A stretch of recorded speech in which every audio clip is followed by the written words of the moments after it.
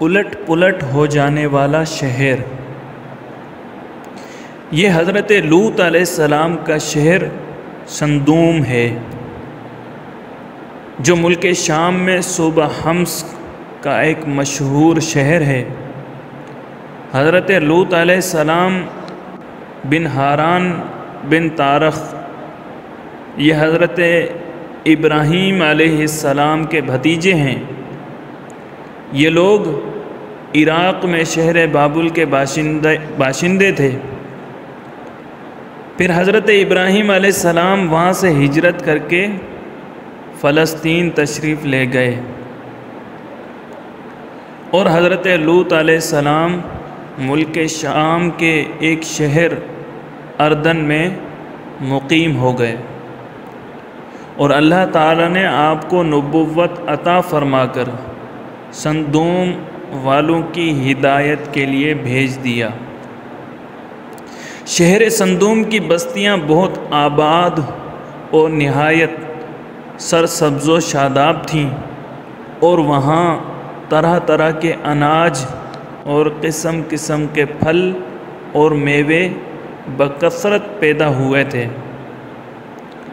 شہر کی خوشحالی کی وجہ سے اکثر جا بجا کے لوگ مہمان بن کر ان آبادیوں میں آیا کرتے تھے، اور شہر کے لوگوں کو ان مہمانوں کی مہمان نوازی کا بار اٹھانا پڑتا تھا۔ اس لیے اس شہر کے لوگ مہمانوں کی آمد سے بے حد تنگ ہو گئے، مگر مہمانوں کو روکنے اور بھگانے کی کوئی صورت نظر نہیں آ رہی تھی۔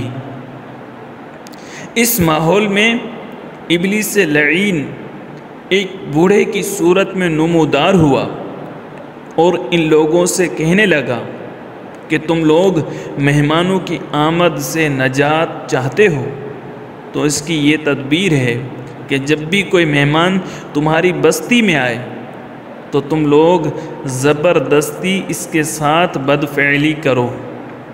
چنانچہ سب سے پہلے ابلیس خود ایک خوبصورت لڑکے کی شکل میں مہمان بن کر اس بستی میں داخل ہوا، اور ان لوگوں سے خوب بدفعلی کروائی۔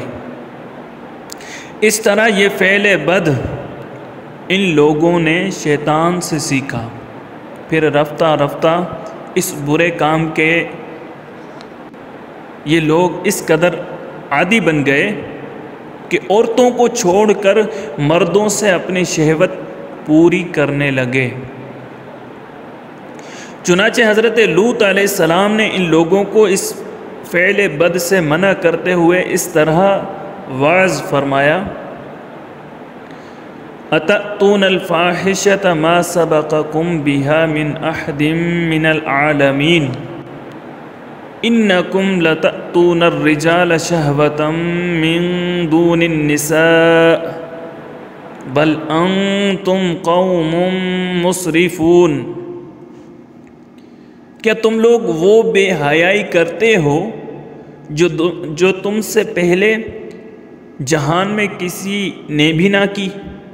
تم مردوں کے پاس شہوت سے جاتے ہو عورتوں کو چھوڑ کر، بلا شبہ تم لوگ حد سے گزر گئے ہو۔ حضرت لوط علیہ السلام کی اس اصلاحی اور مصلحانہ واعظ کو سن کر ان کی قوم نے نہایت بے باکی اور انتہائی بے حیائی کے ساتھ کیا کہا، اس کو قرآن کی زبانی سنیے۔ وَمَا كَانَ جَوَابَ قَوْمِهِ إِلَّا أَن قَالُوا أَخْرِجُوهُم مِّن قَرْيَتِكُمْ إِنَّهُمْ أُنَاسٌ يَتَطَهَّرُونَ۔ اور ان کی قوم کا جواب اس کے سوا کچھ نہ تھا کہ وہ کہتے تھے کہ ان حضرت لوط کو اپنی بستی سے نکال دو، یہ لوگ تو پاکیزگی چاہتے ہیں۔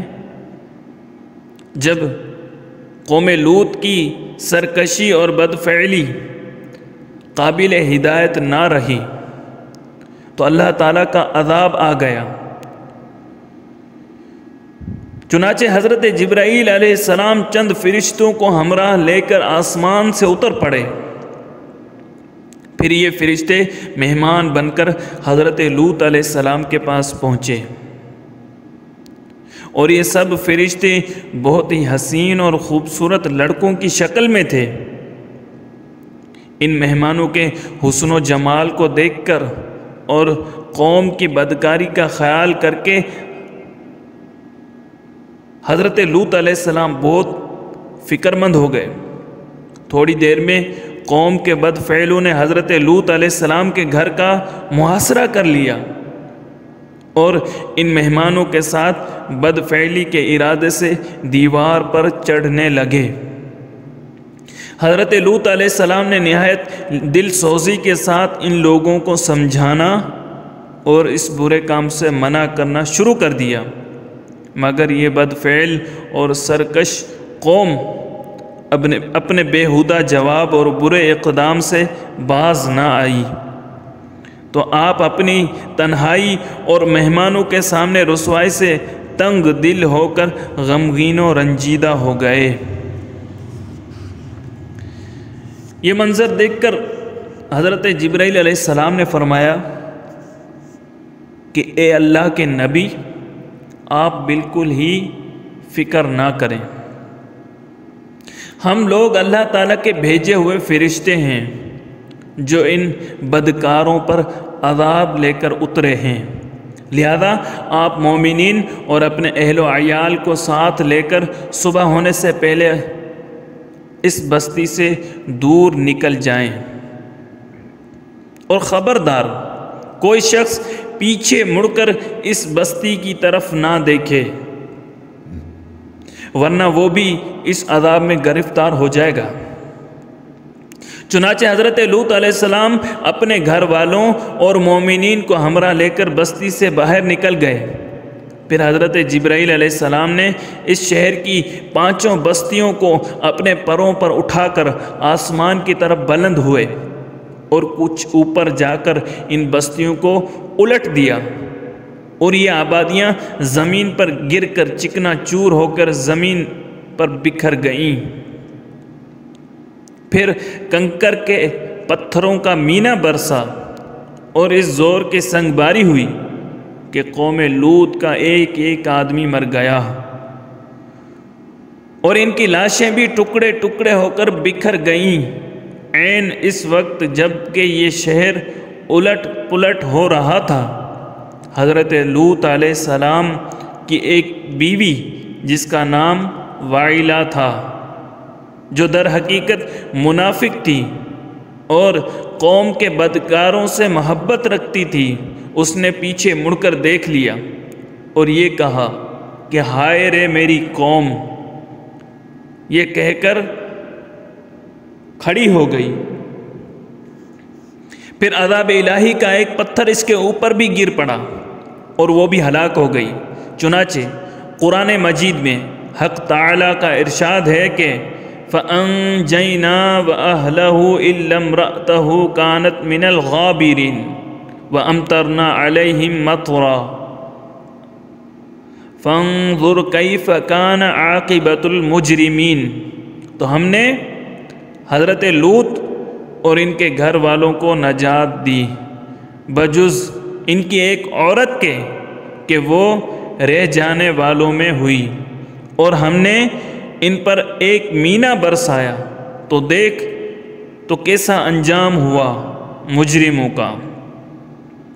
جو پتھر اس قوم پر برسائے گئے وہ کنکروں کے ٹکڑے تھے، اور ہر پتھر پر اس شخص کا نام لکھا ہوا تھا جو اس پتھر سے ہلاک ہوا۔ اس واقعے سے درس ہدایت، اس واقعے سے معلوم ہوا کہ لواطت کس قدر شدید اور ہولناک کبیرہ گناہ ہے کہ اس جرم میں قوم لوط کی بستیاں الٹ پلٹ کر دیں اور مجرمین پتھراؤ کے عذاب سے مر کر دنیا سے نیست و نابود ہو گئے۔ منقول ہے کہ حضرت سلیمان علیہ السلام نے ایک مرتبہ ابلیس لعین سے پوچھا کہ اللہ تعالیٰ کو سب سے بڑھ کر کون سا گناہ ناپسند ہے؟ تو ابلیس نے کہا کہ سب سے زیادہ اللہ تعالیٰ کو یہ گناہ ناپسند ہے کہ مرد مرد سے بدفعلی کرے اور عورت عورت سے اپنی خواہش پوری کرے۔ اور حدیث میں ہے کہ عورت کا اپنی فرج کو دوسری عورت کی فرج سے رگڑنا یہ ان دونوں کا زنا ہے جو گناہ کبیرہ ہے۔